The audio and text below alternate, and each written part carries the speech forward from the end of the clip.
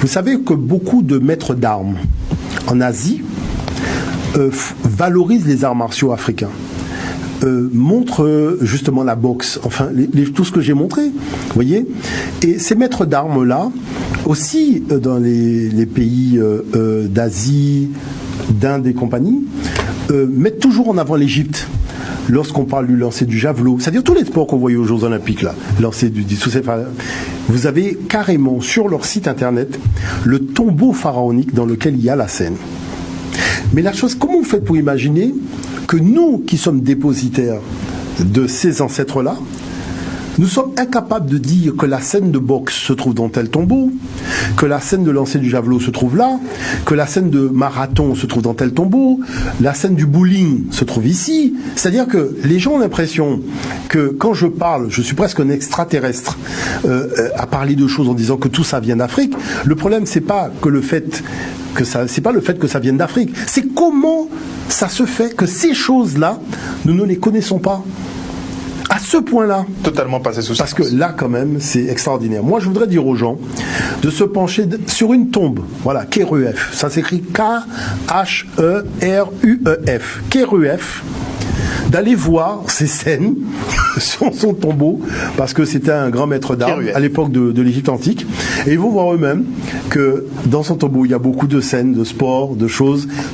Aussi à Beni Hassan, Khnumhotep III, avec toutes ces scènes, hein, ils verront aussi ce qu'on appelle le hockey sur glace aujourd'hui, qui était le hockey sur gazon, les scènes de baseball, avec la batte de baseball de Pharaon qui se trouve au Manchester Museum, toutes ces choses-là, il faut que les gens prennent l'habitude aussi d'aller dans les musées, parce que lorsqu'on parle des balles, lorsqu'on parle du football, lorsqu'on parle du baseball, toutes ces choses-là, ce sont des choses qui ont été inventées en Afrique. Mais cette connaissance-là, elle est disséminée c'est-à-dire que, en tout cas, en Asie, en Inde et compagnie, même en Arabie, les maîtres d'armes, quand vous allez sur leur site internet, le site de leur dojo, ils commencent par l'Afrique. Et ils vous montrent exactement les tombeaux pharaoniques. Voilà le tombeau qui est où a commencé notre art martial. Et ils vous le montrent avec la date, avec les éléments. Donc, le problème, c'est pas de dire, mais comment ça se fait que je vienne en parler comme ça? Le problème, il faut se poser vraiment la question, mais qui raconte l'histoire de l'humanité réellement? Et quel est le niveau de fumisterie dans cette histoire qu'on nous raconte? Parce qu'il y a un problème là, franchement. Sérieusement, il y a un problème. Vous voyez ce que je veux dire par là? Parce que vous avez des gens qui participent aux Jeux Olympiques et qui pensent sincèrement que leur discipline vient de la Grèce antique, et vous découvrez que 2000 ans avant les Grecs, on faisait déjà du saut en longueur, on faisait déjà... Mais attendez, on va où? Vous voyez ce que je veux dire par là? Là, il y a quand même un problème. Et c'est ça qui est important. C'est pour ça que je voulais montrer les images, en ayant la possibilité de les commenter, pour que les gens puissent voir au moins l'étendue de tout cela avec la documentation, parce que c'est vraiment extraordinaire de pouvoir voir ça. Et de démontrer scientifiquement avec voilà, d'autant plus que nous, on a beaucoup de champions du monde qui sont de la Guadeloupe même. Je pense à Teddy Riner, à qui j'ai montré d'ailleurs un certain nombre de documents. Lui-même a reconnu que le judo fait partie justement de ces documents-là. Alors, vous voyez, la première chose, c'est que la notion de Jeux olympiques, les Jeux sportifs internationaux, c'est une invention de l'Afrique. Parce qu'en Europe, c'est en 776 de l'ère ancienne africaine qu'on va avoir pour la première fois les Jeux Olympiques. Mais ces Jeux Olympiques, il y a quand même une chose qui est extraordinaire, c'est que le roi Iphitos s'est adressé à une oracle, et cet oracle, c'est une femme noire. Et c'est cette femme noire-là qui leur a dit que quand vous faites la guerre tout le temps, faites des jeux de manière à avoir un mois de paix. Et le premier jeu, la première fois qu'il y a eu les jeux, c'était une simple course, où c'est même un cuisinier qui a gagné, et les gens couraient nus. Vous voyez, ce qui est quand même assez particulier dans la Grèce antique, d'avoir des gens qui viennent pratiquer un sport, mais tout le monde est nu. Vous voyez, bon, là, c'est un problème de mœurs, c'est un problème de culture, on va pas rentrer dedans, c'est leur culture, on respecte, mais qu'ils apprennent à respecter la nôtre aussi. Donc, maintenant, la chose, c'est que, vous voyez, en moins 3000, on a le roi d'Aine. Et le roi d'Aine, qu'est-ce qu'il va faire? Eh bien, le triathlon.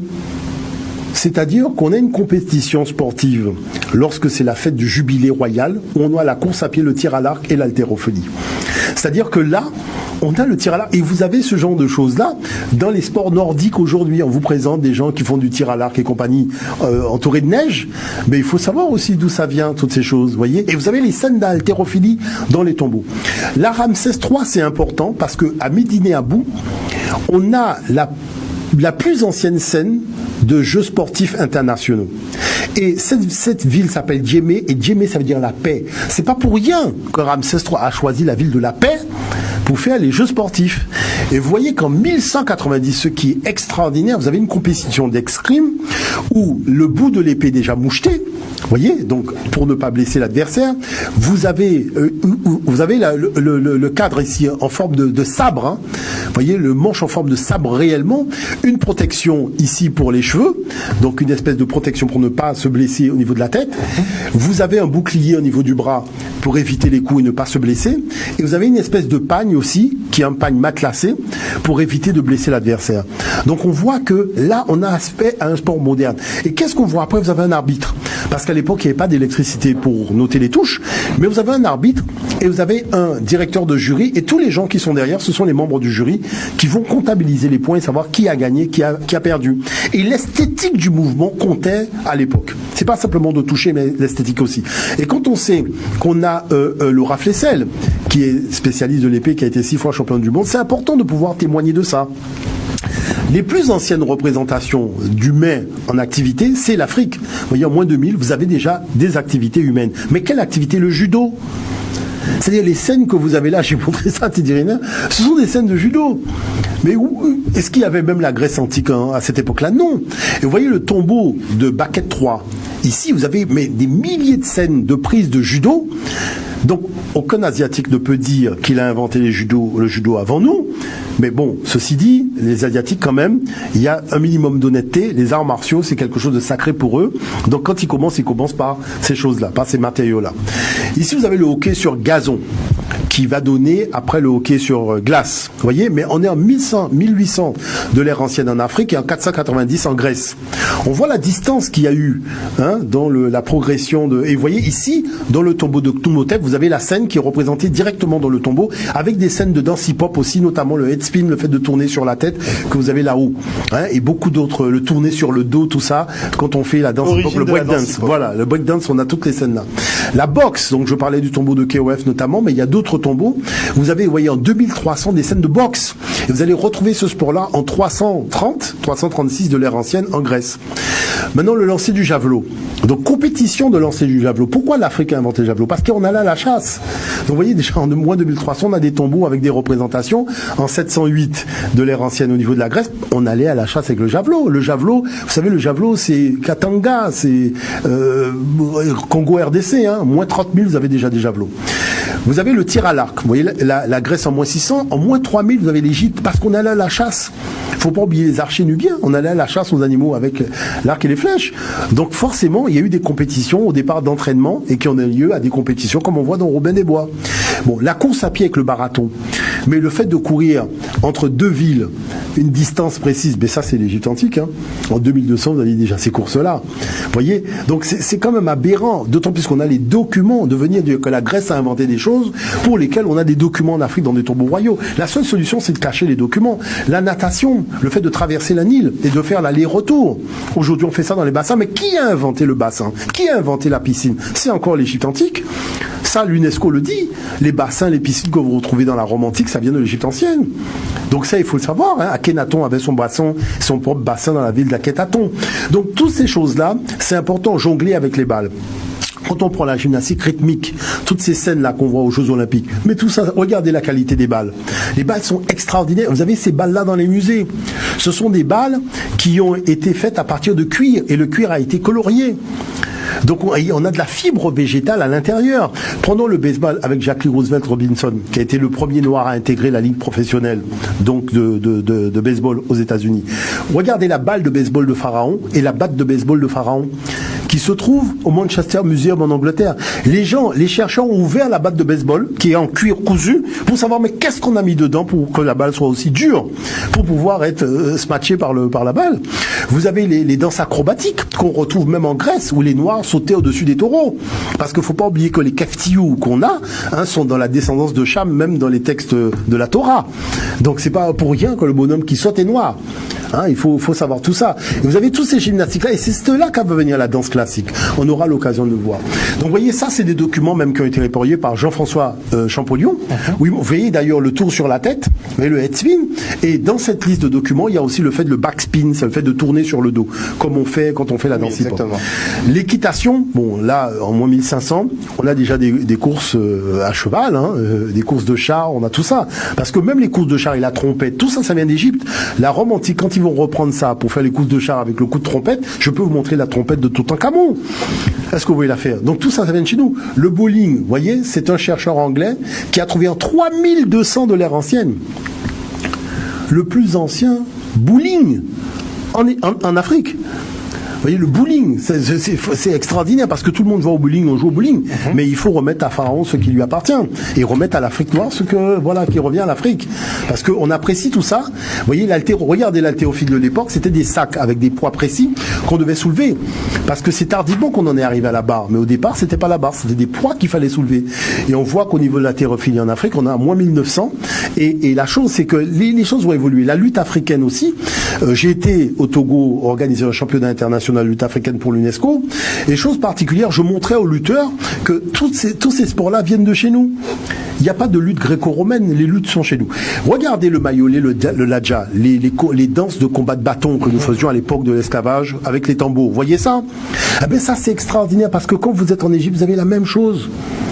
C'est-à-dire que quand vous regardez les stèles pharaoniques, vous avez exactement la même chose, les mêmes scènes, les mêmes bâtons, les mêmes gestes. Vous voyez?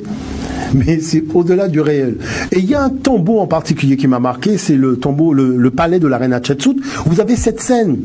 Et regardez une chose, la scène se déroule avec les tibois, comme les tibois qu'on tape les uns contre les autres, qui donnent un son. Regardez ça parce que c'est extraordinaire.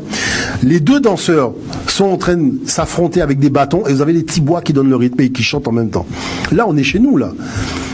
Là, on est directement chez nous. Vous voyez, donc c'est ça qui est intéressant, c'est de montrer le lien entre cette tradition et nos traditions. C'est-à-dire, on voit bien qu'il y a un héritage direct, il y a un lien. Moi, ce que je trouve intéressant, c'est que les enfants aujourd'hui, vous savez, quand vous mettez une graine en terre, la graine ne doute pas que demain elle sera un grand arbre. Vous voyez l'affaire?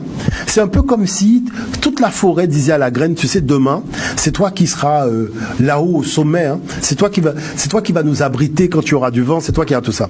La chose, c'est qu'un enfant aussi a besoin de ça. L'enfant a besoin de sentir qu'il est entouré d'adultes qui croient en lui, d'adultes qui ne doutent pas de ses potentialités.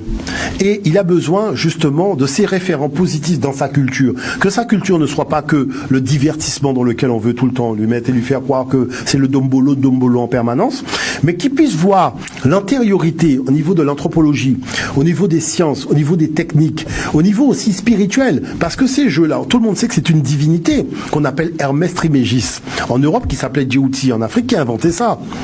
Et la chose, c'est que Platon a beaucoup parlé. On vous a montré les scènes de l'Adja, tout ça. Mais Platon voulait introduire ça en Grèce. Il appelait ça la pyrrhique. Quand on vous dit que parce que quelqu'un étudie à l'université, il voit deux personnes en train de frapper du tambour, il dit c'est Bita à Vieneg. Vous voyez ce que je veux dire par là? Mais si c'est Bita à Vieneg et que tu cites Platon toute la journée, pourquoi tu n'as pas lu le texte de Platon où il disait que ça là, c'est puissant, il faut introduire ça en Grèce? Vous voyez ce que je veux dire par là? Donc il y a tout ce travail de fond qu'il faut faire au niveau, je dirais, de la restauration de notre paradigme, c'est-à-dire notre façon de voir les choses, de manière à faire en sorte que quand nous partageons, même si c'est 5 minutes avec un enfant, que nous ayons la capacité de faire sentir à l'enfant la puissance qu'il a à l'intérieur de lui-même. Vous voyez, moi, j'ai apprécié, quand j'ai été à Cayenne, ces 500 enfants que j'ai vus dans les ateliers mathématiques, qui sont venus de si loin, parce que monsieur le maire a quand même fait venir des enfants de très loin, de plus de 200 km, 300 km, qui sont venus en bus pour assister à mes ateliers. Mais le moment que nous avons passé, vous savez, je vais vous dire une chose. Vous savez que les grands centres technologiques de la planète, il y a des scientifiques qui m'appellent. Je peux vous montrer ça sur mon téléphone portable. C'est pas une blague, hein. Ils m'envoient leur CV, ils m'envoient leurs articles, ils m'envoient tout ça. Pourquoi? Ils me disent ce que vous faites, c'est extraordinaire. Parce que nous qui sommes chercheurs, on n'aurait jamais pu imaginer que l'Afrique est le berceau des sciences mathématiques. Même pourquoi on dit que par exemple l'Afrique a inventé les lunettes? Pourquoi c'est nous qui avons inventé les lunettes? Nous avons inventé les lunettes parce que quand on était dans le désert, il y a des météorites qui sont tombées la nuit. Et quand on a voulu le lendemain matin aller voir l'impact, on a trouvé des bouts de cristaux parce que le sable chauffé devient du verre. Et quand ils ont commencé à regarder à travers, ils ont vu qu'il y avait des particularités optiques. Déformantes. Voilà. Et en polissant la roche, l'espèce de verre trouvé, eh ben c'est là qu'on a fait les lunettes optiques. Quand je dis que nous avons inventé, parce que vous avez quand même, attendez, vous avez des Arabes qui disent qu'ils ont inventé la lunette télescopique. Je dis, mais mes chers, mais calmez-vous. Vous avez vu la lunette télescopique en Égypte. Mais vous ne l'avez pas inventée. Et c'est valable aussi pour les gens du CNRS qui disent que... On se demandait effectivement comment les Égyptiens savaient exactement... Les gens du CNRS font des planètes. conférences, ils viennent dire que au XVIe siècle, on a inventé la lunette. Et il faut arrêter. Moi, je peux vous montrer les fouilles où on a trouvé des lentilles de lunettes télescopiques en Afrique. Je peux vous montrer les fouilles. C'est un archéologue anglais qui a fait les fouilles, qui a daté les objets, et c'est lui qui a fait ça. Donc, que les gens arrêtent de raconter des histoires à dormir debout et qu'on commence déjà à être un minimum sérieux, c'est-à-dire sortir la documentation africaine que tout le monde cache pour venir raconter des histoires à dormir debout, vous voyez, et qu'on puisse s'asseoir ensemble pour ne pas oublier une chose. Il y a un parcours historique des sciences dans l'histoire de l'humanité. Et que les gens qui viennent raconter des histoires à dormir debout, qui prennent bien conscience que moi, quand je parle avec des documents. Je parle jamais en l'air. Si j'ai pas de documents, je ne parle pas. Vous voyez? Mais la chose, c'est qu'il faut être un peu sérieux. Parce que quand je voyage à travers le monde, quand je vais voir ces enfants au Canada et ailleurs, je vois des gens qui arrivent dans la vie et qui ont besoin de ce qu'on appelle de l'estime de soi. Et des adultes qui n'ont pas encore compris sérieusement que si nous voulons avoir des gamins qui apportent du positif, vous savez, un être humain ne peut pas se consacrer à deux choses en même temps. Le cerveau, c'est soit il se consacre au positif, soit il se consacre au négatif. Mais quand on y met du positif, il n'a pas de temps pour le négatif. Voilà pourquoi moi j'ai choisi de mettre du positif, vous voyez, et ce n'est pas, je dirais, un parti pris. C'est-à-dire, il faut créer les conditions du vivre ensemble, mais il ne faut pas oublier qui est à la source. Parce que la source donne la raison et le sens. Vous voyez, je veux dire par là, et surtout le sens, parce que nous sommes en déficit de sens aujourd'hui. C'est pour ça que l'humanité est en friction, parce qu'il y a un déficit de sens. On n'avait plus à donner un sens à l'existence humaine.